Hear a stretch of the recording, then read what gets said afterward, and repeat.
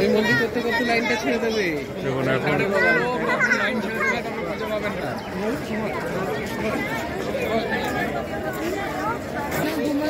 মন্দিরটা বন্ধ আছে 1 ঘন্টার জন্য। এখন পূজার সামগ্রী এবং ভোগের যে সামগ্রী সেগুলো ভেতরে নিয়ে যাচ্ছে।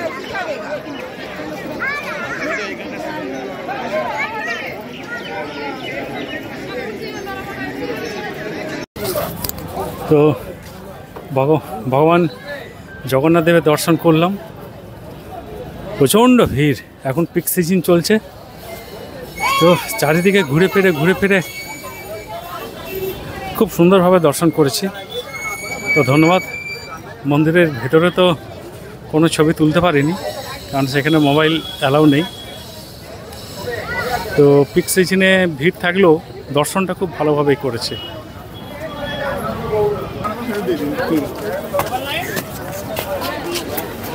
আর আমার ছোটো মেয়ে তো মন্দিরের ভিতরে ভিড় দেখে পুরো কেঁদে দিয়েছে।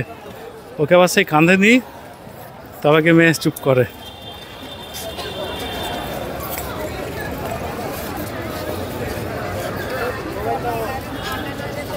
ও তারপরে মজার ব্যাপার জানো, তোমরা অত লাইন দিয়ে গেলে তো এইখান দিয়ে হ্যান্ডিক্যাপ মাঝে মাঝে আর মাঝে মাঝে এমনি কোনটা দাও না এইখানটা। আমি দাঁড়িয়ে খালি দেখছি মজা, এক দুজনকে সেটিং করে খালি বসে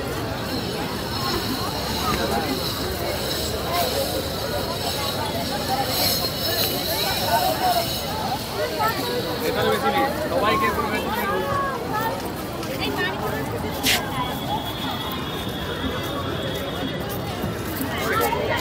যারা পুরী বেড়াতে এসছেন, জগন্নাথ দেবকে দর্শন করেছেন, তো প্লিজ একবার বলে উঠুন জয় জগন্নাথ।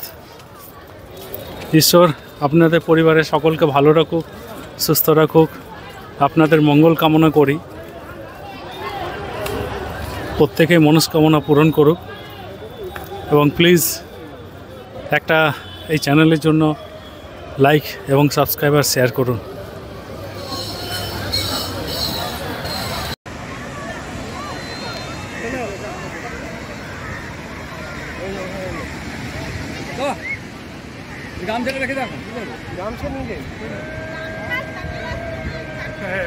এটা আমার ভাই সমুদ্রে ইউটিউবে দিয়ে দিস। হ্যাঁ, ইউটিউবেই তো দেবো। ও হ্যাঁ, গামছা পুরী সমুদ্রের একটা খুব মজা, জল কিন্তু খুব পরিষ্কার, বুঝেছেন? দীঘার সমুদ্রে যেরকম জলটা একটু ঘোলা, কিন্তু পুরীর সমুদ্রের জল খুব পরিষ্কার।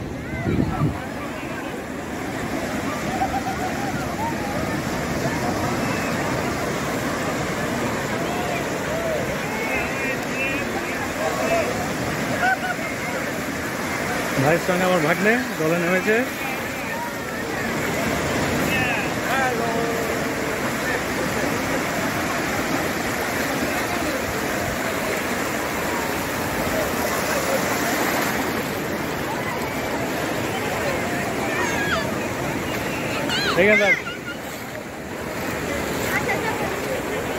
এখানে একটু জুম।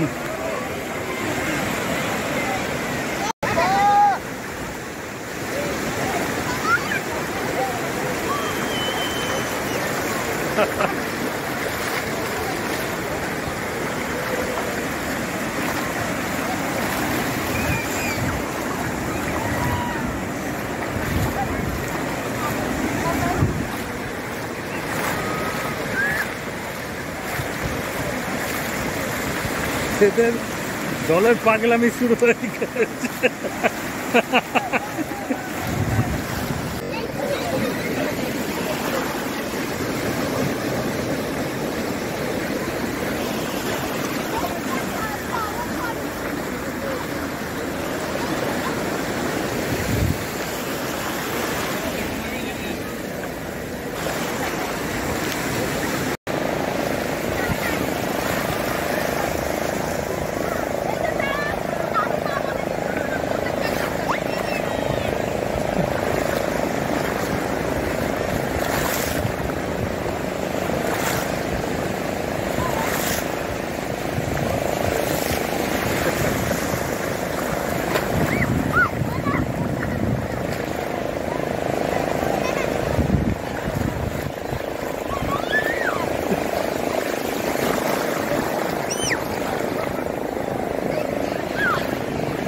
চল।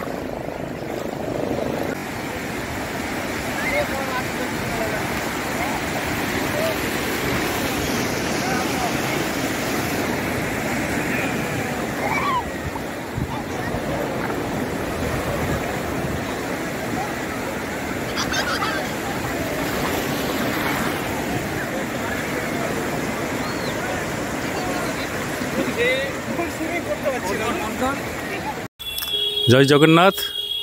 আজকে পুরীর আমাদের দ্বিতীয় দিন।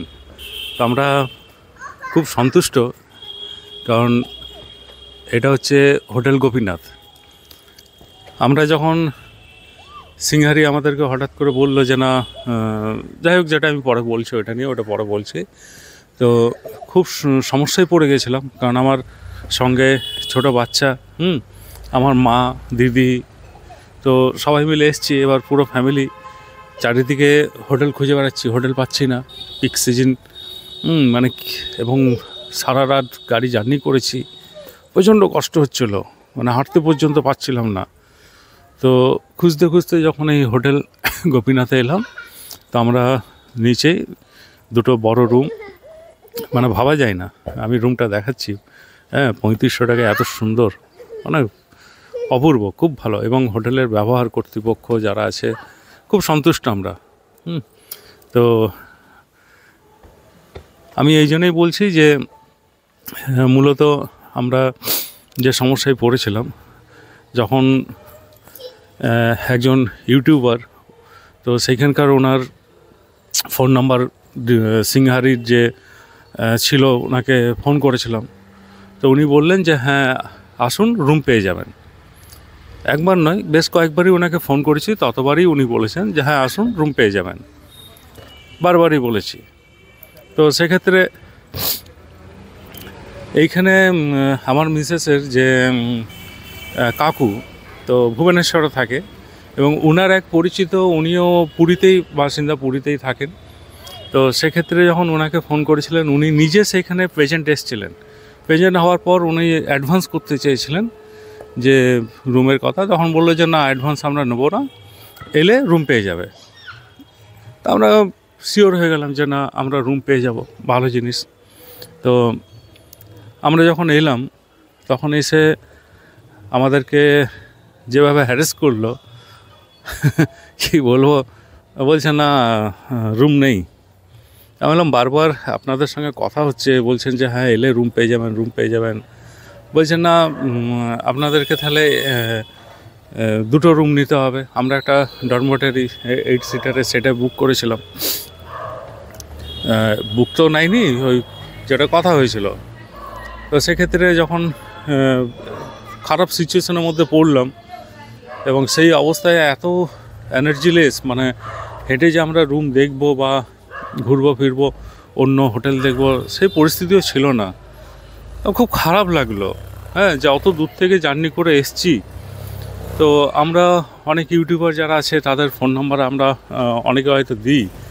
মানুষকে খুব সমস্যায় পড়তে হয়। আমরা যদি আগে কনফার্ম হতাম যে না, আমরা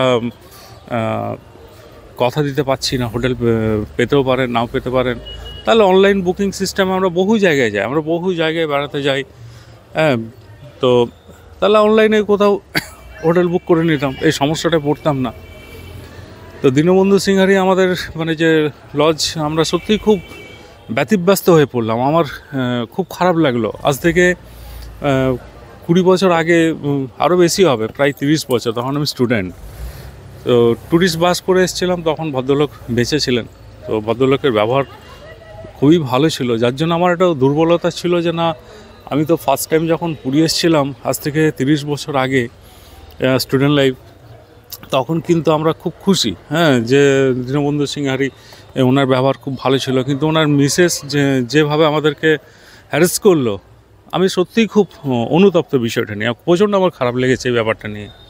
যার জন্য আমি ইউটিউবারদেরকে বলবো, কোনো হোটেলের ফোন নাম্বার বা কোনো ওই টোটোর ফোন নাম্বার, গাড়ির ফোন নাম্বার, এইগুলো প্রোভাইড করবেন না। তাতে কি হয়, অনেক সাধারণ মানুষ কিন্তু এগুলো হ্যারেস হয়, কারণ এরা বলে এক, করে এক। আমি এই হোটেল সম্বন্ধে রিভিউ এটা দিচ্ছি না যে হোটেলের ফোন নাম্বার দিচ্ছি বা করছি, সেটা বলছি না। আমরা সন্তুষ্ট। হ্যাঁ, এবার আপনি কোনো ফোন নাম্বার আমি এখানেও দেবও না, কারণ এটা আমার শিক্ষা হলো। তো যাই হোক, হোটেলের ব্যবহার খুব ভালো এবং রুমগুলো খুব ভালো, যার জন্য আমরা আনন্দটা খুব ভালো পেয়েছি। আমি রুমটা দেখাচ্ছি। এটা রুম নাম্বার 508, এটা নিচের তলায়। দেখুন কত বড় রুম। এটা বেডরুম। আমরা এখন চেক আউট করবো। তো এখানে TV, dressing table, chair, wardrobe, আর এটা বাথরুম। ভালো, খারাপ না। এখানে এটা নন এসি রুম, কারণ ঠান্ডার সময় বুঝতে পারছেন যে আমাদের সেইভাবে এসি দরকার নেই। পরিষ্কার পরিচ্ছন্ন এবং এসে ওরা সাফসুতরা করে দেয়, খুবই ভালো। আর ঠিক তার অপোজিটেই এটা একটা রুম 501। আর আমরা চেক আউট করছি, আমরা রুম ছাড়ছি। এটা আমার ভাই, এটা আমার মা, এটা দিদি, এটা আমার মিসেস। তো এইখানেও দেখুন, এই যে এটা হচ্ছে চেয়ার, টেবিল, ওয়ার্ড্রপ, এবং এইখানেও টিভি। হ্যাঁ, একটা বড় ওয়ার্ড্রপ আছে। এই বাথরুমটাও ভালো।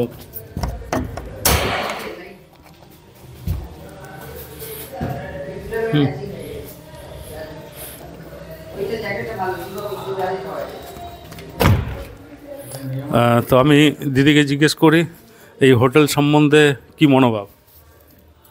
এত কম দামে আর এত সুন্দর ব্যবস্থা, এই প্রথম বোধহয় আমরা মিট করলাম এরকম একটা হোটেল।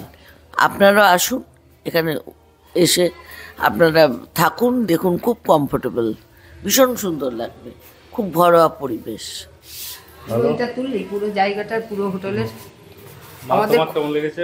আমার খুব ভালো লেগেছে এখানে পুরীতে এসে। তারপরে এই হোটেলের ব্যবস্থাও খুব ভালো, বাথরুম পরিষ্কার, জল খুব সাফিসিয়েন্ট জল, খুবই সব ভালো। হোটেল ভালো লেগেছে? খুব ভালো, দারুণ। আর আপনারা একটু চ্যানেলটা সাবস্ক্রাইব করে দিন প্লিজ, অ্যান্ড লাইক করে দিন। Thank you. হোটেল কেমন লাগলো? হোটেল খুব ভালো, পুরো ঘর ফিল হলো, খুব মজা করলাম। পুরীতে এসে আপনারাও আসুন। Thank you.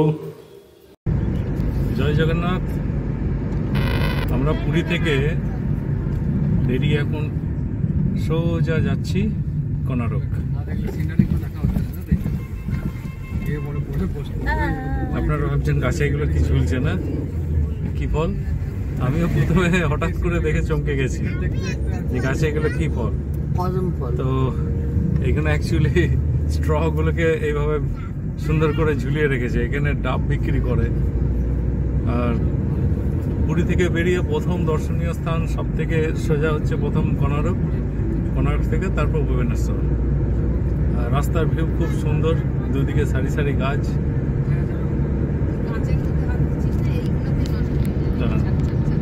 এখানে হালকা করে পেরিয়ে যাই, ড্রাইভ করতে করতে ভিডিও করছি।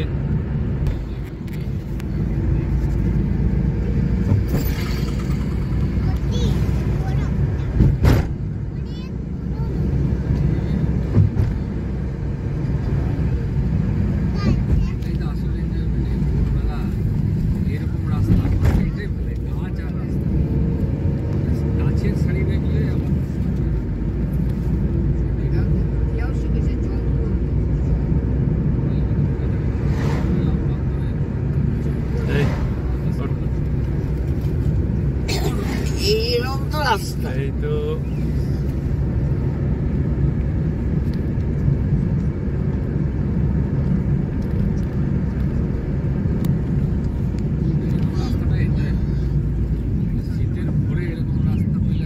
একটা ডাব কিনে রাখতে হবে।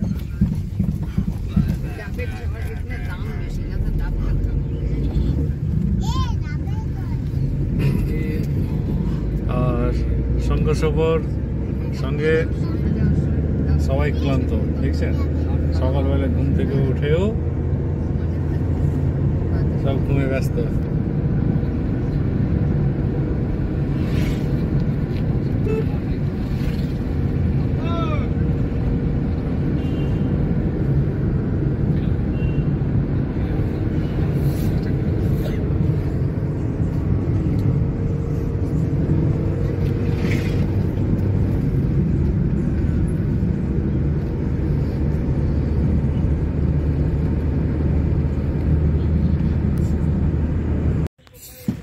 কোণার্ক দিকে যাওয়ার সময় রাস্তায় একটা খুব ভালো সুন্দর শিব মন্দির দেখতে পেলাম, দাঁড়িয়ে পড়লাম, লোভ ছাড়তে পারলাম না। তো কি সুন্দর আর্ট, দারুণ লাগলো। পরিবেশটা একদম আশ্রম আশ্রম।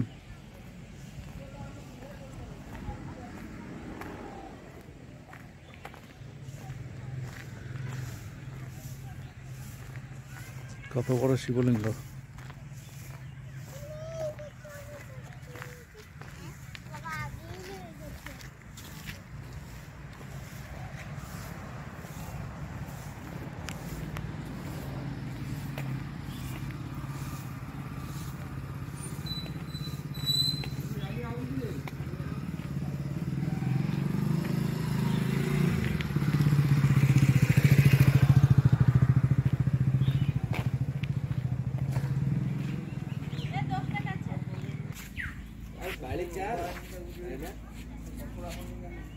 বাড়ির জগা আপনার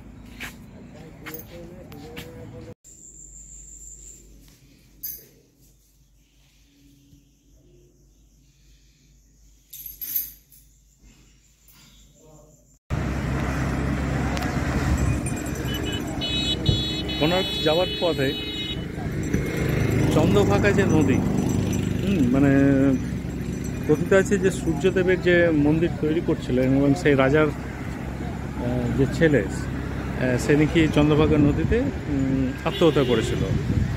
তো যাই হোক, সেখানে একটা সুন্দর বিচ আছে, তো ওইখান থেকে আমরা একটু এগিয়ে এলাম। তো এই সমুদ্রের একটা এত সুন্দর বিচ, খুব ভালো বিচটা এবং ফাঁকা, বেশ ভালো লাগছে জায়গাটা। এই জায়গাটা দাঁড়ালাম, এটা কোণার্ক যাওয়ার পথেই পড়ছে।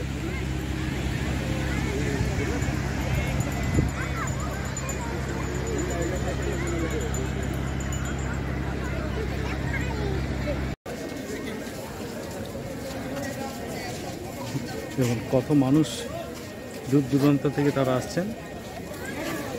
আর এইখানে প্রথমে আপনারা যে ফিল্মটা হবে, সেই ফিল্মটা আগে দেখুন, কারণ এই মন্দিরের ইতিহাস কি এবং এটা কেন পরিপূর্ণ হয়নি সেটা পরিষ্কার এইখানে এই ভিডিওর মাধ্যমে সেটা দেখানো হয়।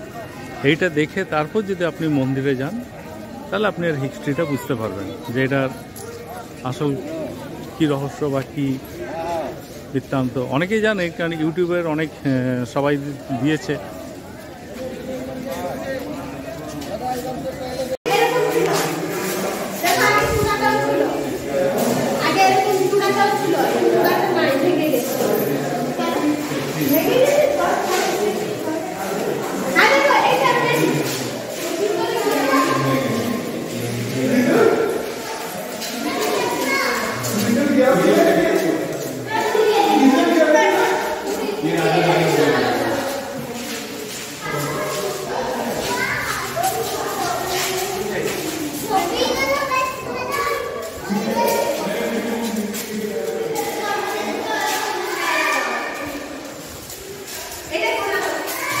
এটা বর্তমান কোণার্ক টেম্পল।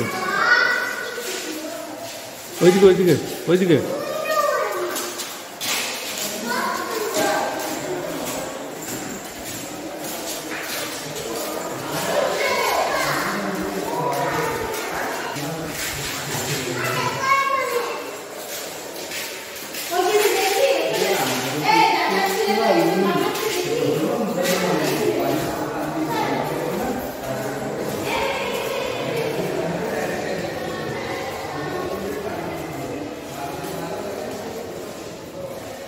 এটা একটা মিউজিয়াম।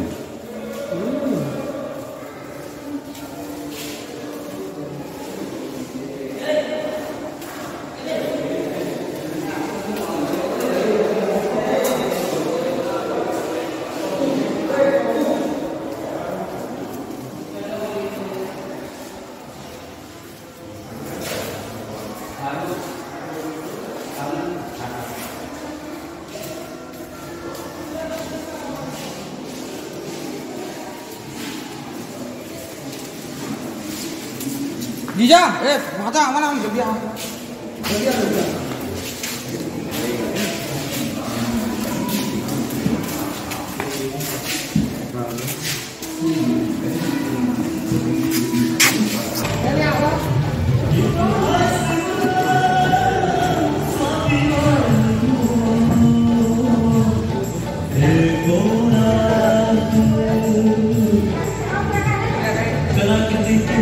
पुरातात्विक दस्तावेज के तौर पर संग्रहित पुस्तक मादला पांजी और वाया चकड़ा में उल्लेख है कि 13वीं सदी में गंग वंश के राजा लांगुला नरसिंह देव ने इस सूर्य मंदिर का निर्माण करवाया था। नरसिंह देव युद्ध में बड़े प्रवीण और शक्तिशाली थे और मात्र 18 साल की उम्र में वे अपने पिता राजा अनंग भीम देव की विशाल सेना के प्रधान सेनापति नियुक्त कर दिए गए थे।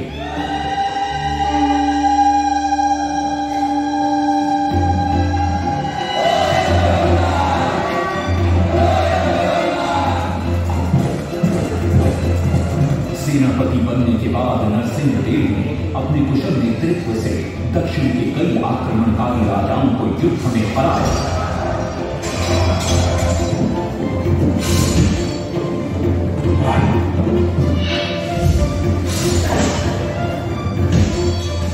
और उनके राजकोष पर कब्जा कर लिया।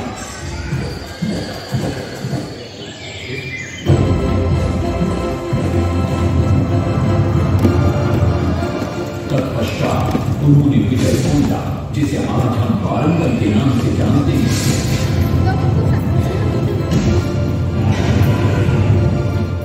काकतीय वंश के राजा गणपति को परास्त किया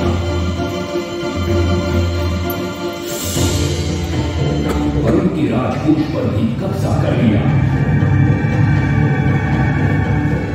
3 वर्षों तक निरंतर युद्ध के पश्चात जब वे बहुत सारी धन संपदा लेकर गरीब लौटे तो राजमहल में उनका भव्य स्वागत हुआ।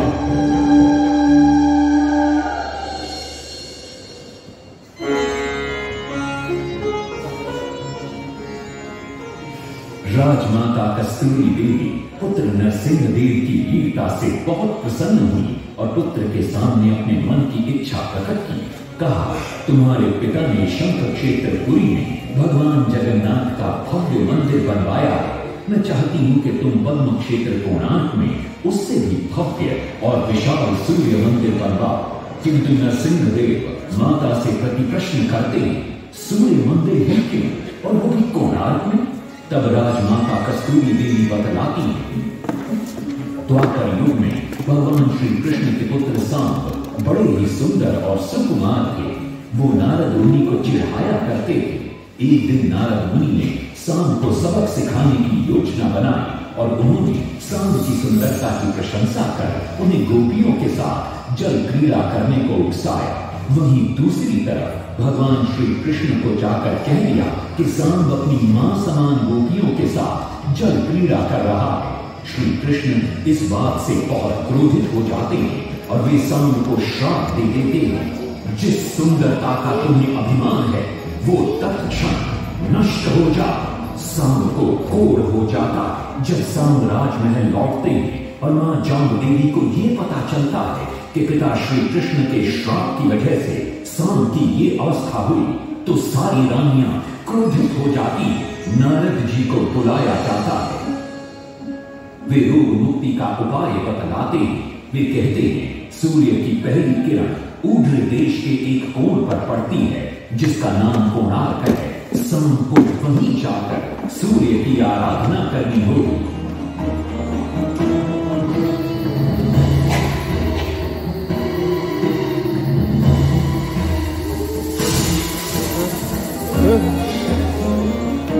बहुत ही लंबी और कठिन यात्रा के पश्चात सांब अपने सैनिकों और सेवकों के साथ कोणार्क की चंद्रभागा नदी के तट पर पहुंचते हैं और नित्य प्रातः स्नान के बाद सूर्य की आराधना आरंभ करते हैं।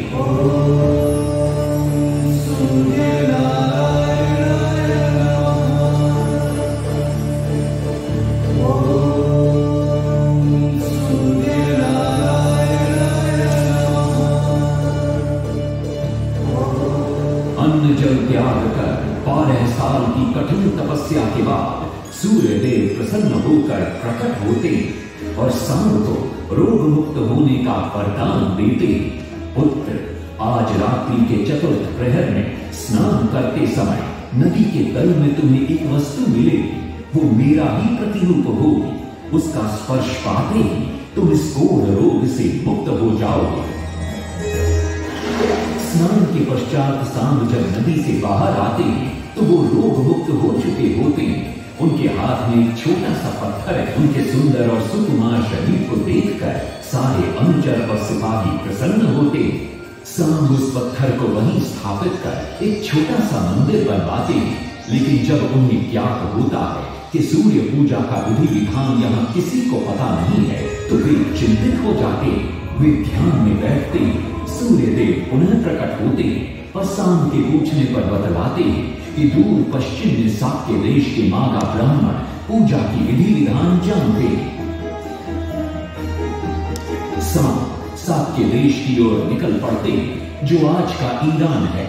महीनों की लंबी यात्रा के बाद सांब 18 मागा ब्राह्मण परिवारों को साथ लेकर कोणार्क लौटते हैं और सूर्य मंदिर में पूजा शुरू हो जाती है। राजमाता कस्तूरी देवी नरसिंह देव को बतलाती है कि विवाह के कई वर्षों बाद तक जब हम निसंतान थे, मैंने भी उस सूर्य मंदिर में पूजा अर्चना की और तुम पुत्र रूप में मुझे प्राप्त हुए।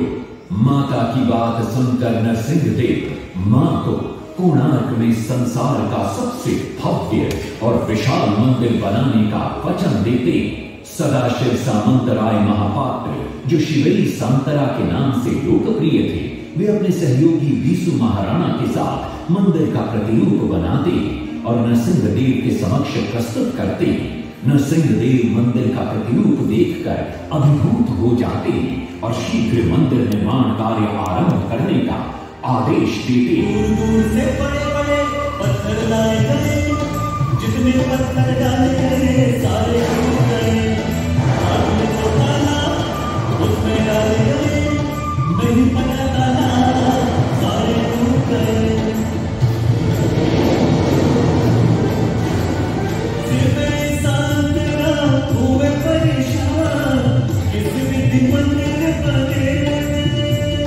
सिर्फ इंसान तेरा हुए परेशान, किस विधि मंदिर बने। एक दिन वे चिंतामग्न कोणार्क लौट रहे थे, तभी उन्हें प्यास महसूस हुई। उन्हें पास ही में एक कुटिया दिखाई पड़ती है, जहाँ एक बूढ़ी औरत से उनकी भेंट होती है। शिवई सांतरा पानी मांगते हैं। बूढ़ी औरत पानी के साथ गरम गरम भोजन भी लेकर आती है। वे थाली के बीच में हाथ डालते हैं, जिससे उनका हाथ जल जाता है। तब वो बूढ़ी औरत मुस्कुराकर कहती है, तुम तो शिवई सांतरा की तरह बीच से भोजन उठाकर खा रहे हो। ये सुनकर शिवई सांतरा को अपनी भूल का एहसास होता है। माता रामचंद्री ने उपाय सुझाया, समझे शिवई सांतरा।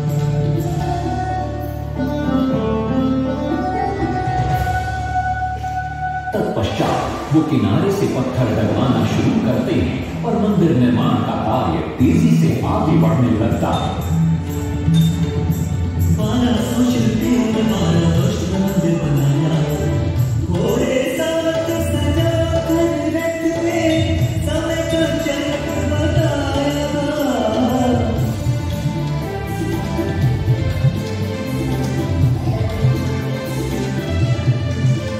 दूसरी तरफ कलिंग के उत्तर के राज्यों के नवाबों के बार बार राज्य पर आक्रमण हो रहे थे। इन आक्रमणों से क्रोधित होकर नरसिंह देव अपनी विशाल सेना को लेकर युद्ध के लिए निकल पड़े।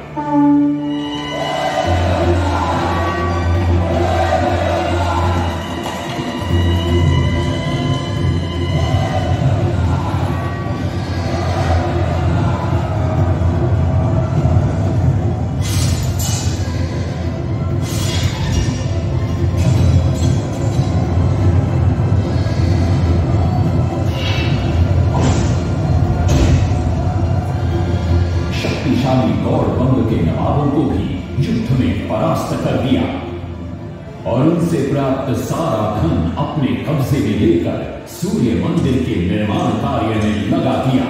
1200 कारीगरों के अथक प्रयास से 12 साल बाद विशाल और भव्य सूर्य मंदिर बनकर तैयार हुआ। उस समय के लोगों में वास्तुशास्त्र, ज्योतिष शास्त्र और खगोल शास्त्र का जो ज्ञान था, उसे देखकर आज के बड़े बड़े वैज्ञानिक भी आश्चर्यचकित रह जाते हैं। कई प्रयासों के बाद भी मंदिर के गुंबद पर कलश स्थापित नहीं हो पा रहा था। क्रोधित नरसिंहदेव ने आदेश दिया कि कल प्रातः काल तक यदि कलश स्थापित नहीं हुआ तो सबके सर धड़ से अलग कर दिए जाएंगे। सभी शिल्पकार घोर चिंता में डूब जाते हैं।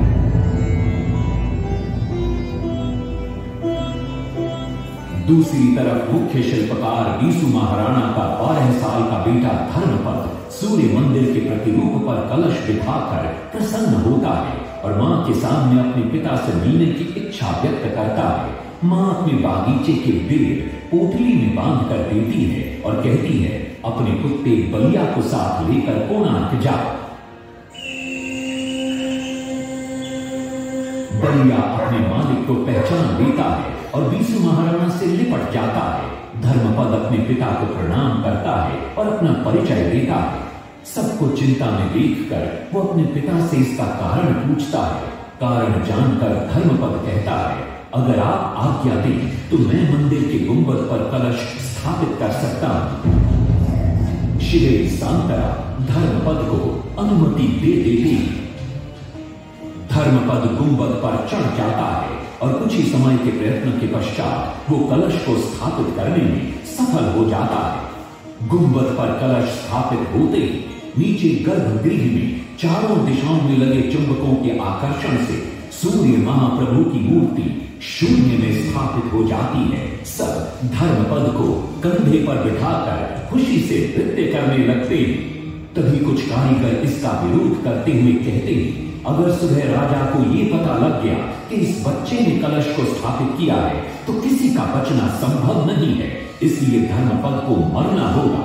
इस बात से शिवेरी सांतरा बड़े क्रोधित हो जाते हैं। भीषण वाद विवाद छिड़ जाता है। ये सब देखकर धर्मपद गहरी चिंता में पड़ जाता है और वो सोचता है कि यदि मेरे जीवित रहने से इन सब का सर काट दिया जाएगा तो इससे अच्छा है कि मैं आत्म बलिदान कर दूं ताकि सबके प्राण बच जाएं।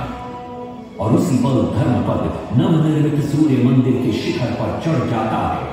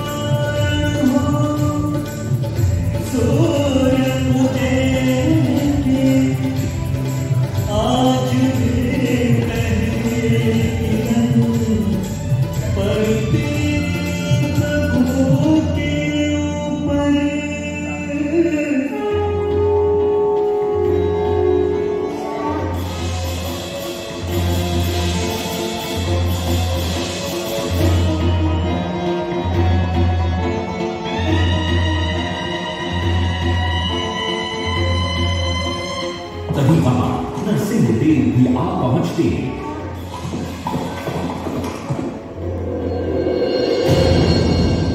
और सूर्य महाप्रभु को शून्य में स्थापित देख वे भी आनंद से भर जाते हैं और शिवेरी सांतरा की भूरी भूरी प्रशंसा करते हैं। वो ये भी घोषणा करते हैं कि माघ शुक्ल पक्ष की सप्तमी को मंदिर की प्राण प्रतिष्ठा की जाएगी। लेकिन शिवेरी सांतरा कहते, राजन तिथि तो अच्छी है लेकिन मंदिर की प्राण प्रतिष्ठा के लिए ये शुभ नहीं है। किंतु राजा अपनी बात पर अड़ जाते हैं। शिवेरी सांतरा को दुख होता है और कोई वाद विवाद किए बिना वे हमेशा के लिए वहां से चले जाते हैं।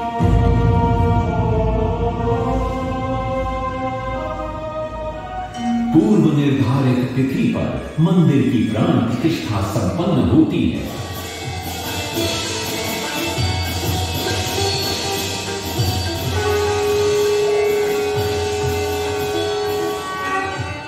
लेकिन कुछ दिनों बाद अमंगल होना शुरू हो जाता है। सबसे पहले विराट सिंह की मूर्ति नीचे आ गिरती। तत्पश्चात मंदिर की शिलाओं का गिरना भी शुरू हो जाता है। नरसिंहदेव को अब समझ में आता है कि शिवई सांतरा का कहना सही था, लेकिन देर हो चुकी थी।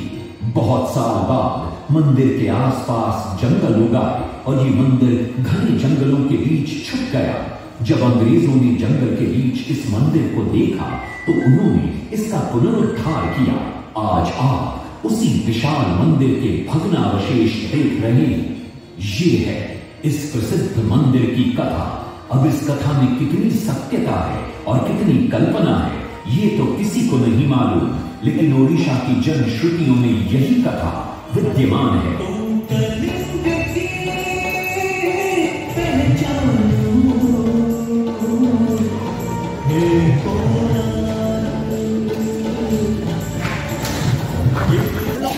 নিয়ে যাবি তাহলে তোর বাবা তোকে চিনতে পারে।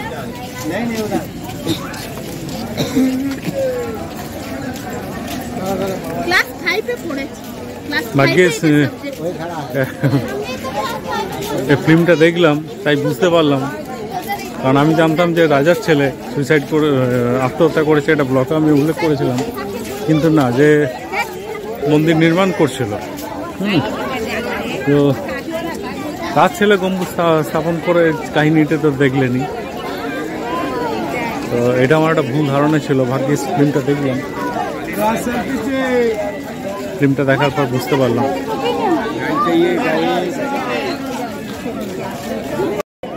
এটা এন্ট্রি গেট, এদিকটা অফলাইন, কাউন্টার থেকে টিকিট নিলে, আর এদিকটা অনলাইন। এন্ট্রি করে নিলাম, এর ভিতরে যাচ্ছি।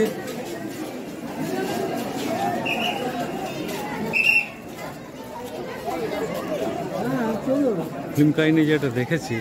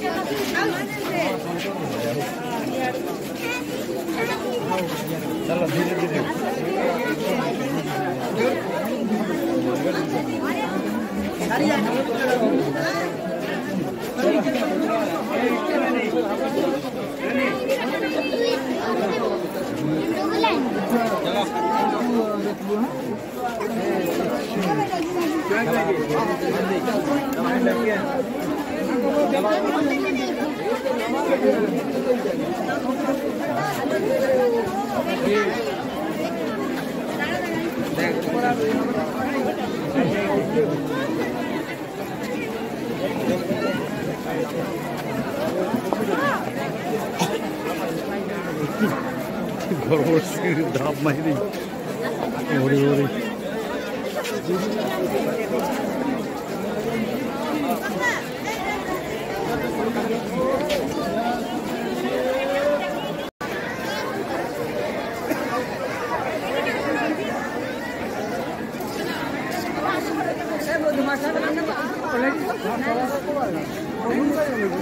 এটা পুরীর ধবলগিরি, অনেকেই জানেন।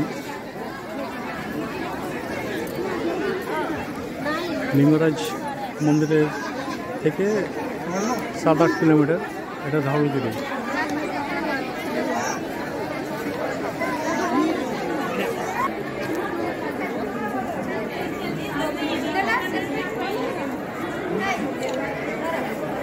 नीचे नीचे चलो ना मौसम का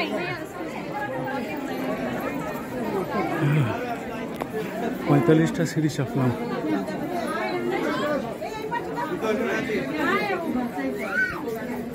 आणखी आमच जावा ना सेम पण आमच जावा ना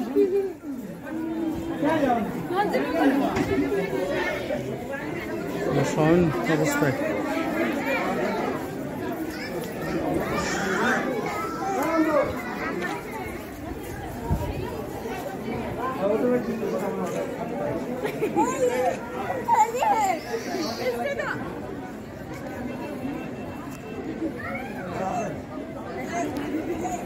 ভুবনেশ্বর সিটিটা পরিষ্কার এখান থেকে দেখা যায়।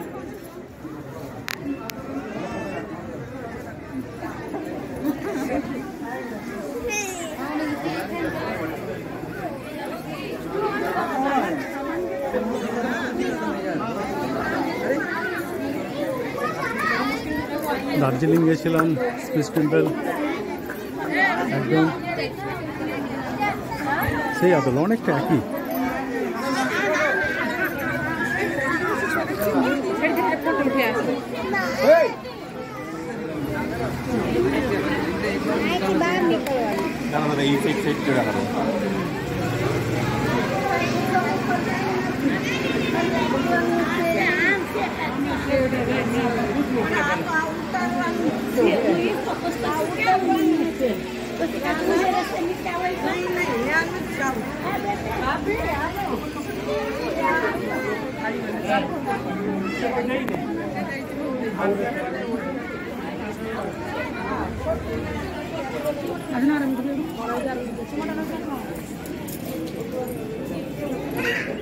परफेक्ट हेवी लगता अबे ये देना, इससे खींचता हूं, मेरे को दे।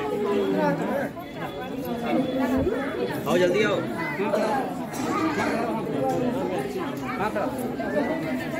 ठीक है ध्यान मुद्रा